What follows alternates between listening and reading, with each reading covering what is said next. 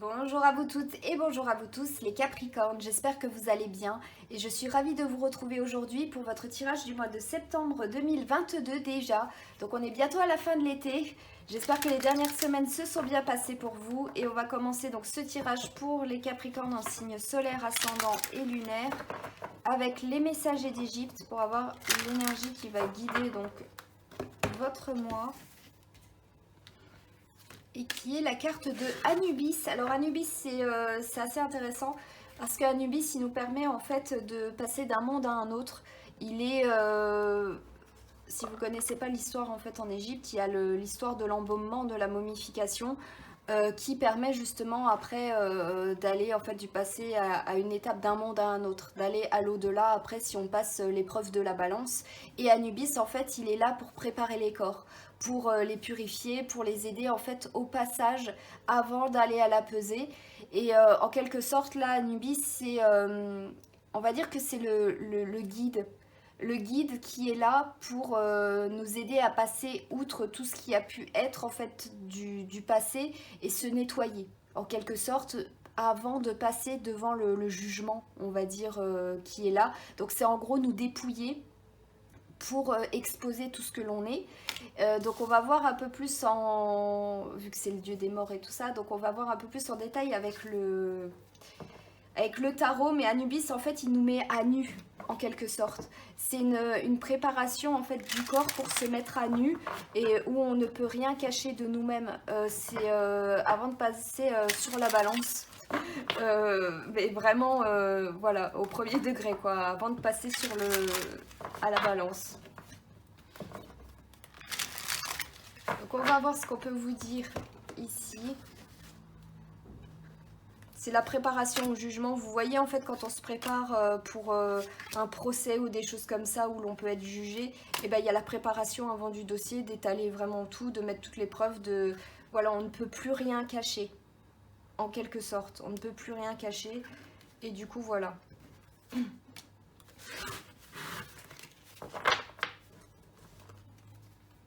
Bah, en gros, Anubis, il met les preuves en évidence. On va dire ça comme ça.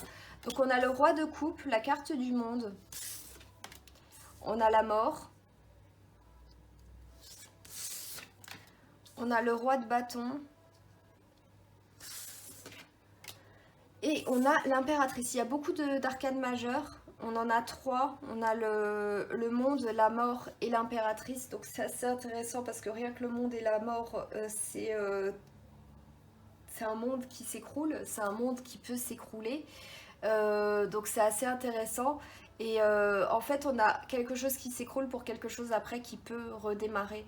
Là, le roi de coupe, en fait, il représente toutes les énergies le renouveau émotionnel. C'est un peu comme le scorpion qui représente la mort renaissance. Et ben, le roi de coupe, c'est à peu près ça. Il représente en fait le renouvellement des émotions, de ce que vous pouvez ressentir et justement ne pas se laisser, comme en fait peut faire Anubis, la mise à nu. La mise à nu, en fait, ça permet qu'on cesse de ressasser en fait parce qu'on est tout est exposé. Donc en fait, il n'y a pas à s'en faire, à se dire oh mais si quelqu'un découvre ça, oh mais s'il se passe et tout, il y a tout qui est exposé, il y a tout qui est là, il y a tout qui est fait. Et du coup, ça permet en fait de se renouveler en quelque sorte vis-à-vis des agissements, vis-à-vis de ce que l'on peut appréhender. C'est comme, je vais vous donner un exemple plus concret. Dans la vraie vie, il y a beaucoup de gens dans le quotidien qui se soucient de la vie des autres par rapport à leur physique, par rapport à comment ils s'habillent, par rapport au jugement des autres en règle générale. Et bah ça, c'est des choses dont le roi de coupe, il en a que faire parce qu'en fait, il se renouvelle constamment au niveau de ses émotions, donc il n'est pas impacté en fait par tout ça. Il ne se laisse pas contenir. Il ne se laisse pas contenir en fait en quelque sorte par des carquois ou des choses comme ça et justement du monde par rapport à se renouveler vis-à-vis du monde. Là, il y a besoin de se renouveler émotionnellement pour vous les Capricornes en règle générale vis-à-vis des autres. Après, c'est savoir mourir, savoir laisser derrière soi en fait toutes les émotions auxquelles on était attaché pour pouvoir, comme la carte en fait du monde qui représente la vie, en règle générale, c'est la danse de la vie, là, ce qu'il y a là. qui se renouvelle constamment, qui donne vie à chaque seconde, à chaque microseconde, à de nouvelles choses. Et il y a, à chaque fois, il y a des choses qui meurent. Et ben là, on a le cycle de la vie, en quelque sorte, qui se renouvelle. Et Anubis étant le dieu des morts, il représente ce cycle de la vie parce qu'il prépare le corps, en fait, à aller vers l'au-delà. Et selon parce qu'après, en fait, Anubis prépare les corps, mais une fois exposé, en fait, dans les caducées, tout ce qu'il y a dans les canopées, je veux dire, tout ce qui est de nous, en fait, tout ce qui est exposé, ce qui sert au jugement, plus le cœur qui est pesé, s'il est plus lourd que la plume, il se fait manger, et du coup, l'existence, elle s'arrête, et il n'y a pas de réincarnation. Donc, c'est la mort concrète. Et ben là, en quelque sorte, c'est justement un renouveau qui mène à la mort. Mais est-ce qu'il y aura une renaissance après ou non pour vous, les Capricornes? Peu importe ce que vous faites, mais là, je vous parle en termes mythologiques, mais j'espère vraiment que vous comprenez. Mais c'est dans l'optique, en fait, de dire, il y a des choses qui vont changer, vous allez être confronté ou vous allez devoir changer votre façon de faire parce qu'il y aura des événements euh, qui vont vous faire, en fait, pas tourner une page, mais vous n'aurez pas le choix. En quelque sorte, il y a quelque chose, vous n'aurez pas le choix et vous serez confronté à quelque chose où soit vous serez vous renouveler et évoluer, ou soit vous resterez buté et ce sera la mort. Donc du coup, vous aurez plus de mal à avancer. Mais après, on a deux cartes qui nous parlent de fécondation, en quelque sorte. On a le roi de bâton, qui lui est le roi des créateurs. En fait, il a le feu en lui, l'étincelle, le brasier, en fait, où tout brûle ses désirs. Il a envie de créer, il a envie d'aller de l'avant et il n'a pas envie de se laisser restreindre parce qu'il a plein d'idées. C'est la vie en quelque sorte, c'est l'étincelle de la vie. C'est comme le lion, vous voyez, ça représente en fait tout ce qui est solaire, tout ce qui est soleil, donc tout ce qui a envie de rayonner, c'est tout ce qui nous donne envie. Vous voyez quand vous dites, oh, il y a une personne qui est solaire parce que elle a plein d'idées, elle fait plein de choses, elle est créative, elle emmène les autres avec elle. Et là, en gros, c'est un bout en train, c'est l'étincelle qui peut vous permettre de repartir avec l'impératrice qui représente tout ce qui est de la fécondation, parce que l'impératrice, elle est enceinte et elle est représentée aussi par Mercure, donc qui est la communication. Donc en gros, c'est la communication féconde, donc un nouveau départ. Avec plus de communication et plus de choses comme ça pour pouvoir justement rétablir de nouvelles bases, concrétiser de nouvelles choses et aller de l'avant. Accoucher de nouvelles, voilà, de nouvelles perspectives en quelque sorte. Donc c'est plutôt positif pour vous, les Capricornes, en fin de compte. Mais ça va être possible en fait si vraiment il y a un grand renouveau intérieur vis-à-vis de vous pour pouvoir passer à autre chose, pour aller dans l'au-delà. En fait, ce mois de septembre, ça va être une sorte de grande préparation à voir si vous pouvez aller plus loin, si vous êtes capable de vous renouveler et si vous êtes capable en fait d'avancer dans votre vie et de passer à autre chose, en fait, de ne pas rester accroché à une autre vie, donc du passé, à des expériences du passé, et savoir aller de l'avant, savoir mourir à vous-même, savoir laisser mourir certaines choses, parce qu'il y a des choses dans notre vie, c'est comme des gens, on les rencontre et puis après, on se sépare d'eux parce que c'est comme ça, c'est la vie, et tout ça, mais après on a des idées, on a des envies, on a des projets que l'on a envie de concrétiser, qu'on a envie de porter et dont on a envie d'accoucher pour l'avenir. Et c'est en fait toujours cette petite étincelle de vie qui, comme la vie, en fait, nous donne envie de créer toujours plus et de faire toujours plus de projets, de se tourner vers de nouvelles choses. Donc on va voir avec mon horoscope, j'allais dire, avec mon oracle Otsuge. Qu'est-ce qu'on peut vous dire d'autre pour approfondir tout ça? Les Capricornes. Mais là, ouais, c'est un gros renouvellement qui va vous être demandé. Est-ce que vous êtes capable ou non de passer à quelque chose d'autre? Est-ce que vous êtes capable ou non de vous détacher de ce qui n'a plus lieu d'être, en fait, de ce qui vous mine plutôt qu'autre chose? Et là, on a une carte donc, qui est très positive, c'est le Maneki Neko, donc qui est optimiste et tout souriant, j'ouvre les bras à la prospérité. Ça veut dire il ne faut pas vous fermer, en fait, au monde, il ne faut pas vous fermer au changement. La vie inclut la mort. Donc la vie inclut automatiquement la fin de certaines choses, de certaines périodes dans votre vie, de certaines activités que vous pouvez faire pour vous tourner vers d'autres. C'est comme ça, c'est la vie, c'est l'évolution, on n'y peut rien, on ne sait jamais vraiment. Des fois ça vous tombe dessus, vous vous dites ah bah mince c'est tout, bah du coup bah, je vais me reconvertir, je vais faire boulanger. Voilà. Alors que vous étiez mécanicien avant, mais c'est pas grave, bah, c'est tombé là, vous saisissez le truc, vous vous renouvelez, vous testez de nouvelles choses. En quelque sorte, ça peut être des trucs comme ça, mais il faut pas être fermé en fait aux possibilités d'ouverture. Le monde, vous voyez, en fait, il est ouvert, la vie, elle danse.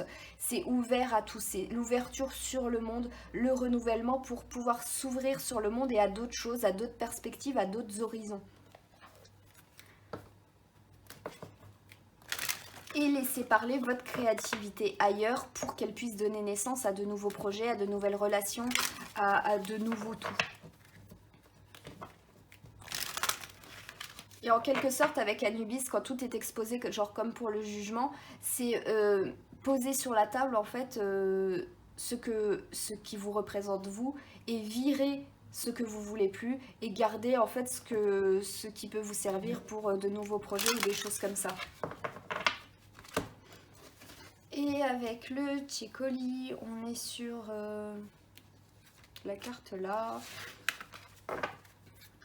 Et la carte là nous dit le karma.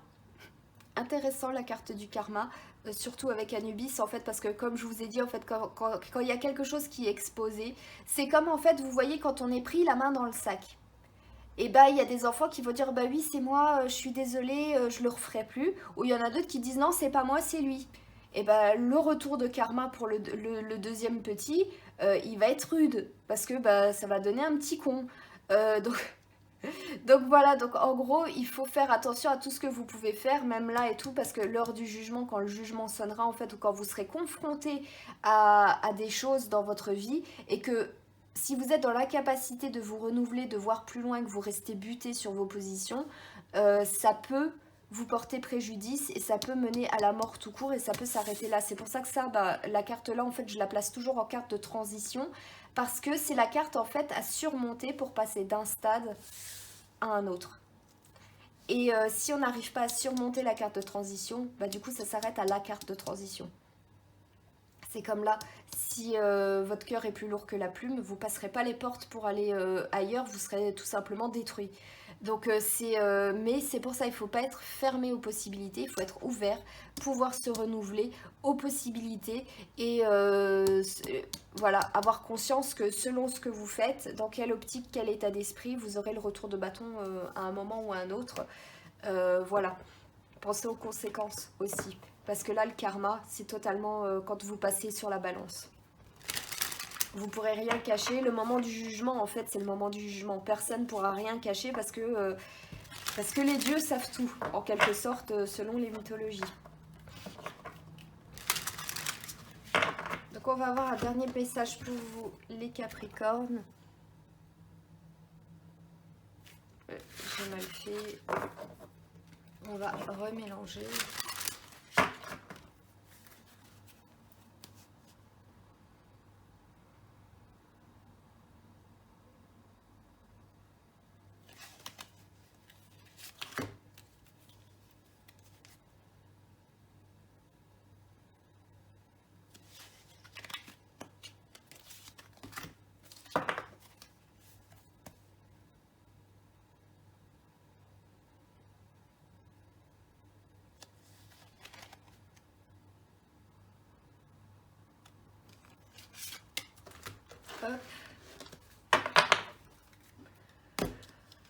Et on est sur la carte du Griffon, loyauté, pouvoir de la bienveillance, porteur de lumière. Je fais confiance au pouvoir farouche de la bienveillance divine.